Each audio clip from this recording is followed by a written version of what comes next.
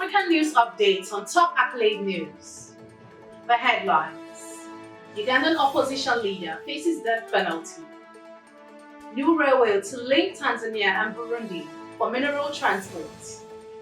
New Ebola outbreak confirmed in Uganda's capital. East African leaders call for ceasefire in DRC.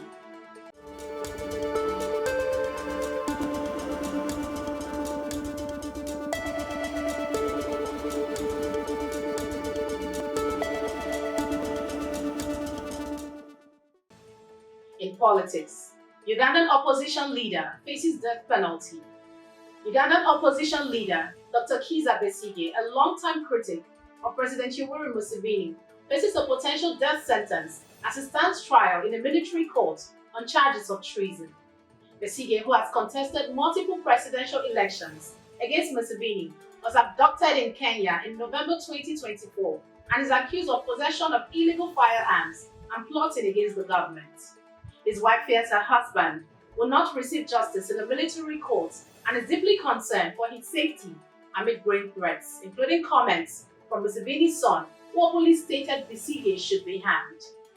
Besigye's legal team argued that the charges are politically motivated, especially as Uganda heads into a crucial election year. Shifting focus to economy. New railway to link Tanzania and Burundi for mineral transport.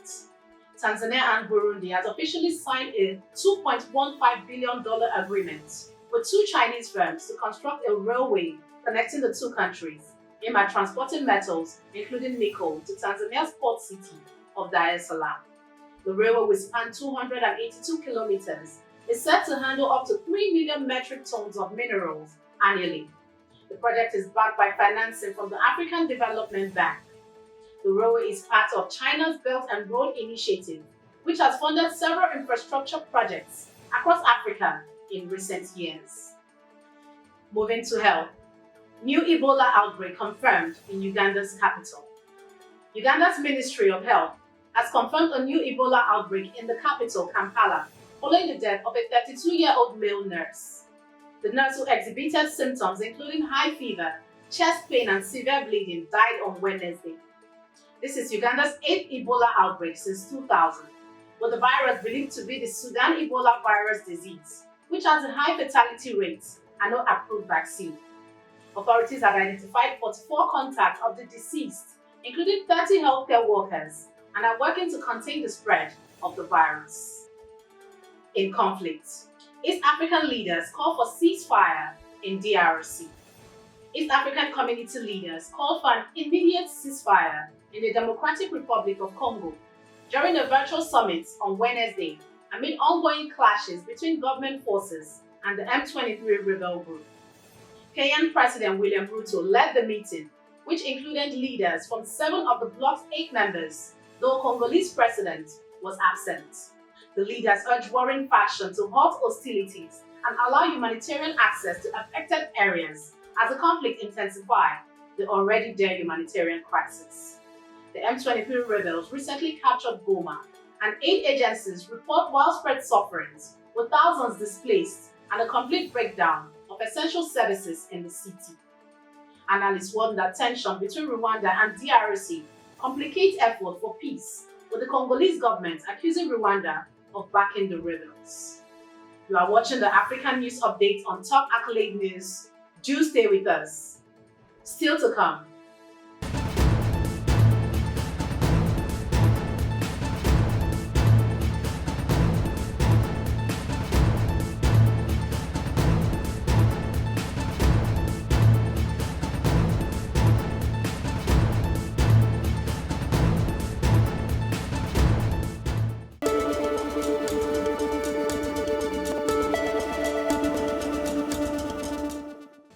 Thanks for staying with us.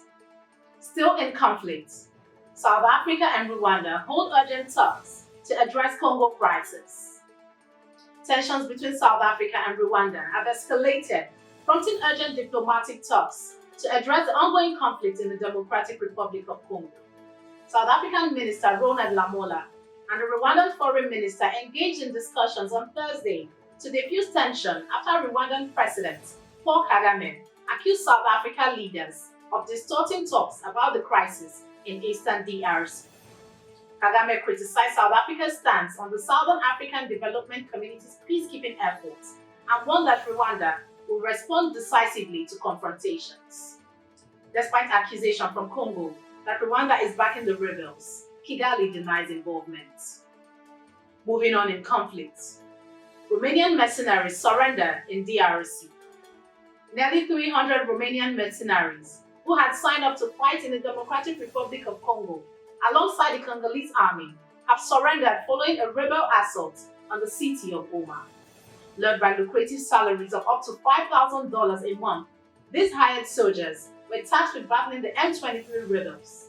However, as the fighting intensified, the mercenaries were forced to take refuge at a United Nations peacekeeping base before being handed over to Rwanda. The episode has highlighted not only the risks faced by these mercenaries, but also the deep disparity in pay and condition between them and the regular Congolese troops, who earn far less and often go unpaid. Moving to entertainment.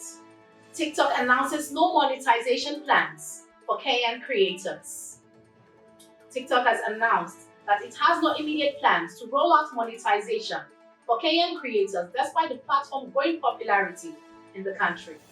While TikTok has begun monetizing creators in regions like America and South Africa, Sub-Saharan Head of Sales, Han Jordan, stated that the platform is currently focusing on building communities and connecting creators with brands. This has raised questions among Kenyan creators, who make up a significant portion of TikTok's user base, as to why the platform has not expanded its monetization efforts to other African countries.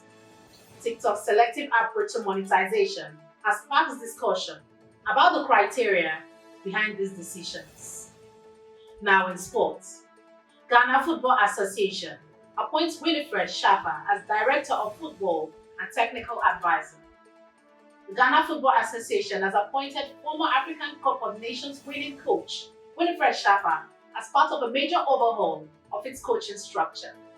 Shaffer, who led Cameroon to the AFCON title in 2002, will serve as both the Director of Football and Technical Advisor to the Black Stars, working alongside head coach Otto Addo. This comes after Ghana's failure to qualify for the 2025 African Cup of Nations, marking their first absence from the tournament since 2004. As part of this role, it will focus on developing long-term strategic plans, improving youth development, and ensuring consistent performance from Ghana's national team. That concludes our African News Update for today. Stay tuned for more African news and developments. Thanks for joining us. I am Audrey Okucha. Connect and engage with us on all our social media handles. Do have a wonderful day.